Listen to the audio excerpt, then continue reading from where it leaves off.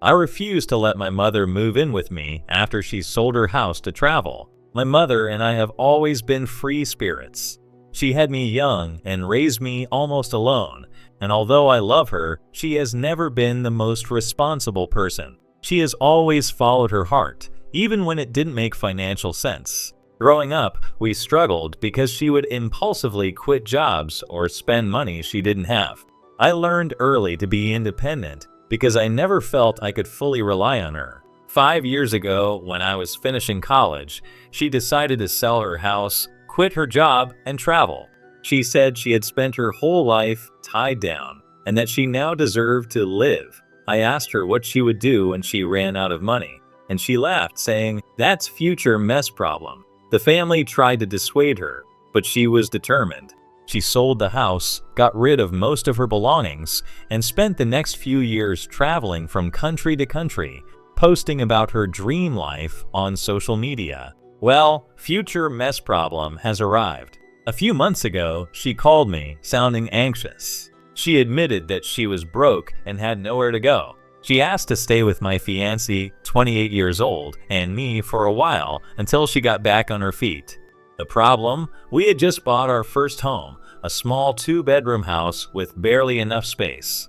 We were also planning our wedding and looking forward to finally building our own life. I told her I was sorry, but she couldn't move in. I offered to help her financially for a while, maybe cover the rent for a cheap apartment, but she got very angry. She said I was selfish and ungrateful, that she had sacrificed everything to raise me, and that now I was abandoning her. She told me that family helps family and that I was acting like a stranger. I reminded her that she ignored everyone's warnings and that I shouldn't have to put my life on hold because of her choices.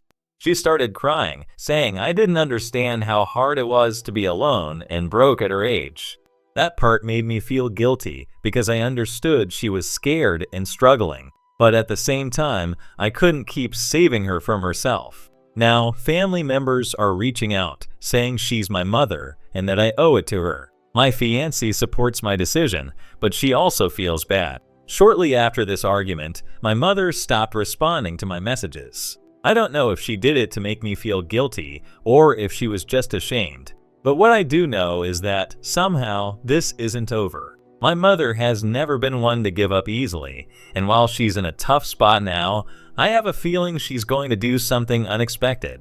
Weeks went by without any news from her. I thought maybe she had found a solution on her own, but then one day, I received a voicemail from an unknown number. When I played it, I heard her voice weaker than usual. "I don't want to bother you, but am in trouble." She didn't say where she was or what had happened, but I could hear the exhaustion in her tone. Something inside me told me I couldn't just ignore her, but I also couldn't let her manipulate me again.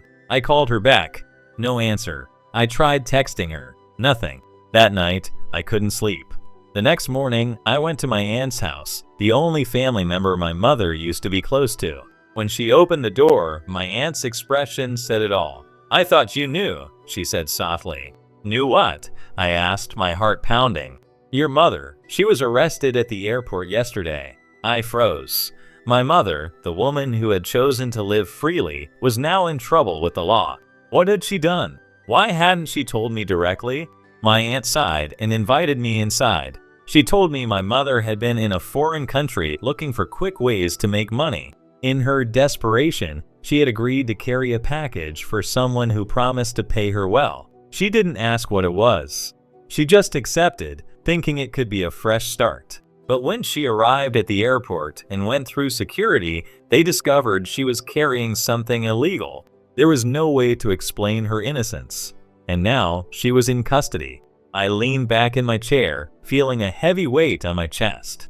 My whole life, I had tried to protect myself from her impulsive decisions. I had tried to create distance, to learn from her mistakes without repeating them. But here I was, facing the possibility of losing her forever. "What are you going to do?" my aunt asked. I had no answer. I didn't know whether to help her or let her face the consequences of her actions. But what I did know was that no matter how much I tried to escape her shadow, she always found a way back into my life. The silence in my aunt's living room became unbearable. I could feel her gaze fixed on me, waiting for an answer I didn't have. I ran a hand over my face, trying to process what I had just heard. My mother, the woman who had lived without ties, was now trapped in the worst kind of cage, a prison in a foreign country. "I have to see her," I finally said, though I wasn't sure what I could do. My aunt nodded seriously. "I'll look for more information about her case. She hasn't been sentenced yet, but things don't look good." I left her house with my heart pounding. When I got home, my fiancée was waiting for me with a worried expression. "What happened?" she asked softly. I told her everything. Each word fell from my mouth like a stone sinking into a bottomless pit. When I finished, she sighed and took my hands. "What do you want to do?" It was the same question I had been asking myself since I got the news. The logical thing was to let my mother face the consequences of her actions. But part of me couldn't ignore the fact that she was my mother, and if I didn't help her, no one else would. "I'm going to try to help her," I answered, "but I don't know how." The following days were a whirlwind of calls and messages. My aunt managed to get basic information about her legal situation. She had been arrested at the airport with an illegal substance in her luggage. She claimed she didn't know what she was carrying, but the police didn't seem convinced. She hadn't been sentenced yet, but the process would be long and complicated. The possibility of hiring a lawyer emerged as the best option. However, the costs were exorbitant.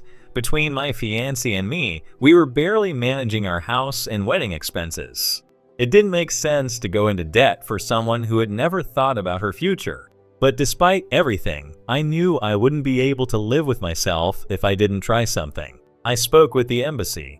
They explained that I could visit her in prison and that there were lawyers willing to take the case, though none for free. I tried to communicate with my mother through official channels, but bureaucracy was slow and frustrating. Every day that passed, the possibility of helping her felt further out of reach. Finally, after several days of waiting, I was granted permission to visit her. When I saw her, I barely recognized her. Her hair was messier than usual, and she had deep dark circles under her eyes. Her expression was a mix of resignation and fear. "I knew you'd come," she said with a tired smile. I sat down in front of her. I didn't know where to start. For years, I had resented her impulsive decisions, but seeing her like this, vulnerable, reminded me that she was still my mother. "How did you get here?" I finally asked. She sighed. "It was a mistake. I just wanted a little money to start over." I didn't think that. She trailed off and lowered her gaze. "You didn't think," I finished for her. "You never do." "I didn't expect to get caught," she said quietly. "It was just a quick job. One more trip." I couldn't help but let out a bitter laugh. "You always think you can get away with things." We sat in silence for a moment. Then she looked at me intently. "Are you going to help me?" It hurt to admit it, but I didn't have an answer. "I'll see what I can do," I said simply. When I left the prison, I felt a weight pressing down on me. My mother was trapped in her own chaos, and now she was asking me to step into it to pull her out. I knew that helping her would mean sacrificing things I'd worked so hard to build, but I also knew that if I left her here, there would be no one else for her. I returned home with my mind in turmoil. My fiancée greeted me with a cup of hot tea and a worried expression. "How is she?" I collapsed onto the couch. "Bad. Really bad. And she wants me to help her." She sat beside me and took my hand. "And do you want to help her?" I didn't answer right away. I had to choose between moving forward with my life or falling back into the endless cycle of rescuing my mother from her own mistakes. But deep down, I knew the truth. I was already inside that cycle, and getting out wasn't going to be easy. The night after seeing my mother in prison was long. I couldn't stop thinking about the desperation in her eyes, the way her hands trembled as she spoke. It seemed like, for the first time in her life, she realized that consequences were real, that there was no escape. Or maybe what really worried me was that she expected me to be her escape. The next day, I met with a lawyer recommended by the embassy. He explained that my mother's case was complicated. The amount of the substance found in her luggage wasn't small, and even if she swore she didn't know what she was carrying, the law wasn't sympathetic to that kind of ignorance. The lawyer asked if I had any proof that someone else had set her up. I didn't. My mother didn't even know the real name of the person who had offered her the quick job, just a blurred face in her memory and an empty promise of easy money. If she's found guilty, she'll be facing at least 10 years in prison, the lawyer said. But if we can prove that she was used as a mule without knowledge of what she was transporting, the sentence could be significantly reduced. I left the meeting with a knot in my stomach, not only because my mother's situation was worse than I had thought, but because helping her would require something I wasn't sure I had: money and time. A lot of money. A lot of time. On my way home, I called my aunt to update her. She wasn't surprised, but she was frustrated. It's always the same with her, she sighed. She knows how to get into trouble, but never how to get out of it. When I got home, my fiancé met me with a look full of questions. I knew that whatever I told her could change the course of our lives. The lawyer says she could be facing 10 years, I said. We need to prove she didn't know what she was carrying. She nodded, though I could see the conflict in her face. And what do you plan to do? I didn't have a clear answer. Move forward with our life, planning our wedding, building our future, or fall back into the endless cycle of saving my mother from herself. The next day, I went back to the prison to see her again. This time, she was calmer, but her anxiety was still obvious. I spoke with a lawyer, I told her. He says there's a chance to reduce your sentence, but we need proof. She nodded quickly. I understand. I'll do whatever it takes. That means remembering details. Who gave you the package, what they looked like, where you picked it up. Her expression changed. It's just that. I'm not sure about some details. Frustrated, I ran a hand over my face. Mom, you need to remember. It's the only way to help you. She lowered her gaze and nodded, but something in her posture made me doubt. She wasn't sure she wanted to remember. Days passed, and it became harder to focus on my own life. The wedding was approaching, but all I could think about was how to get my mother out of this situation. My fiancé tried to be understanding, but I knew she was worried. One night, after dinner, she sat across from me and took my hands. I don't want to be selfish, but I need to ask, will this change our plans? I swallowed hard. I don't know. She nodded slowly. I just want you to know that I support you, but I don't want our life to be on hold forever because of something she did. I understood that, but I also knew I couldn't just leave my mother there without trying something. The next time I visited her, I asked her directly, "Is there something you're not telling me?" She looked away. "No, it's just that. This isn't the first time I've done this." My heart stopped. "What?" "I didn't know," she said quickly. "I always thought they were harmless things. I just carried packages and nothing ever happened. Until now." I sank into my chair, feeling the air leave my lungs. This wasn't just a mistake. It was a pattern that had led her here. I left the prison without saying another word. I walked aimlessly for hours, wondering if helping her was really worth it. If she wasn't already condemned by the law, she was by her own decisions, and I was about to be dragged down with her. When I got home, my fiancé was waiting at the door. "Are you okay?" I shook my head. There are things she didn't tell me. She's done this before. Her expression hardened. "Then what are you going to do?" That was the big question, and the answer, no matter how much I searched for it, was still out of reach. My mother's revelation had completely changed the situation. It wasn't just a simple mistake or an isolated bad decision. It was a pattern, and that pattern had now trapped her in the worst possible situation. In the following days, I tried to stick to my routine, but every ordinary action felt irrelevant compared to the weight of the decision I had to make. My fiancé tried to remain calm, but the tension between us was obvious. I knew she wanted me to distance myself from the problem, but that was easier said than done. One afternoon, while reviewing the documents the lawyer had given me, I received a call from an unknown number. I hesitated before answering, but eventually slid my finger across the screen. "Hello? Are you Laura's son?" A firm male voice asked. The knot in my stomach tightened. "Yes. Who are you?" There was a brief silence before the voice responded. "That doesn't matter. You just need to know that your mother isn't as innocent as she thinks. And if you keep trying to help her, you could end up worse than she did." I froze. "What are you talking about?" Just stay out of this, kid. It's not your problem. The call ended before I could reply. I stared at the phone in my hands, feeling a chill run down my spine. Who was that man? And how had he gotten my number? I ran to tell my fiancée what had happened. Her expression hardened as she listened. This isn't just about your mother anymore. If someone is threatening you, it means there's something much bigger going on here. I knew she was right. My mother had said she only transported packages without knowing their contents. But what if that wasn't true? What if she had actually been involved in something far bigger than she had told me? The next day, I went to see the lawyer, intending to tell him about the call. However, before I could open my mouth, he pulled a manila envelope from his desk and slid it toward me. "This arrived for you today," he said with a serious expression. I opened the envelope with trembling hands and pulled out the documents inside. They were copies of bank records, money transfers made in my mother's name in amounts that seemed impossible to justify.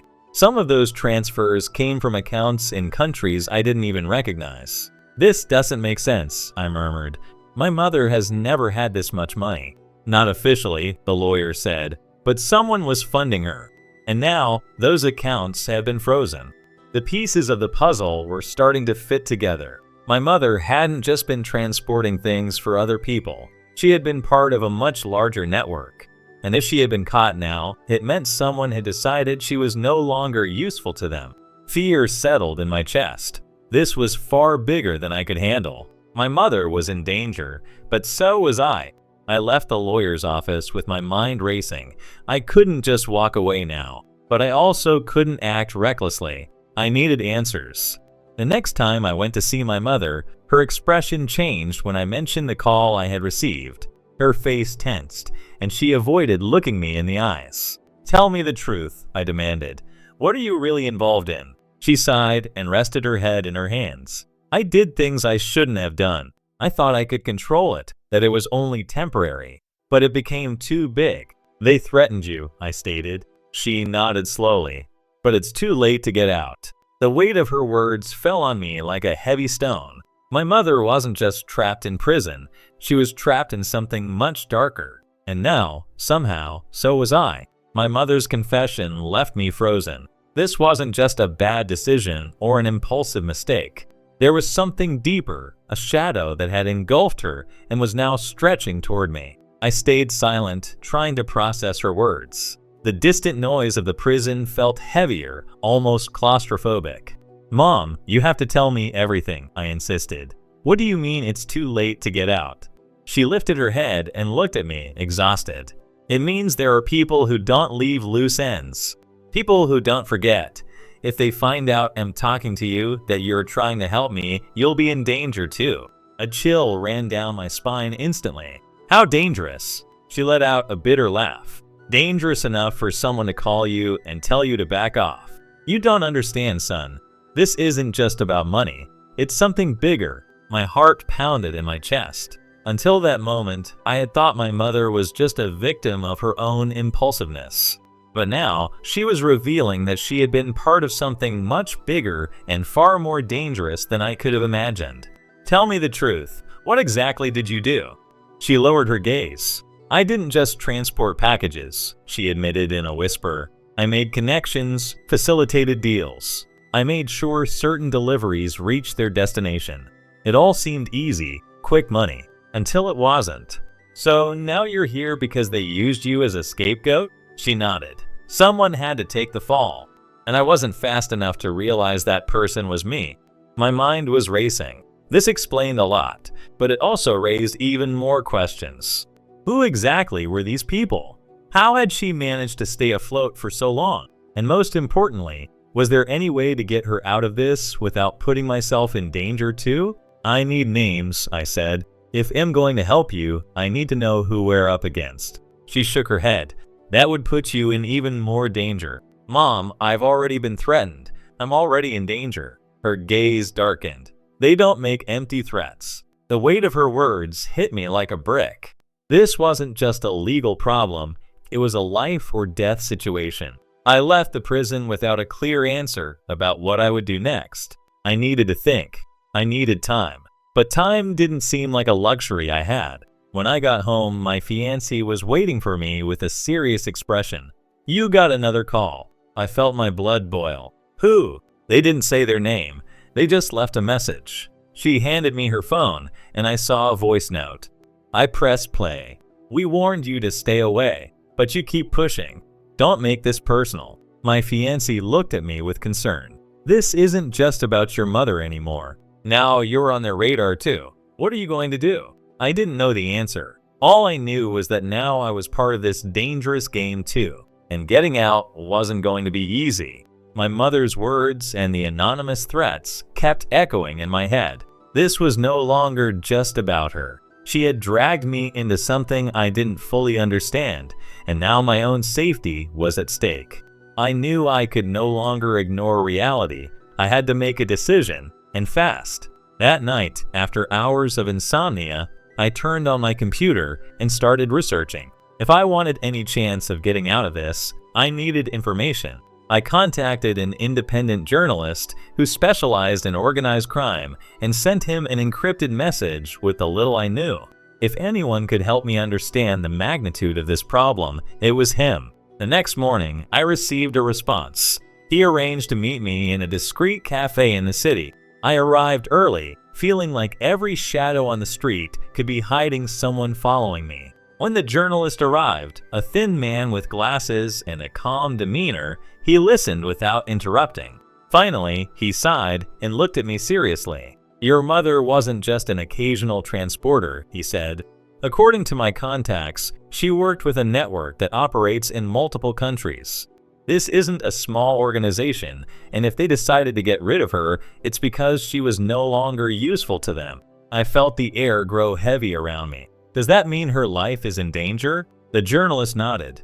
"And so is yours if you keep digging." But I couldn't stop now. I asked him for advice on how to proceed, and he recommended speaking with the police.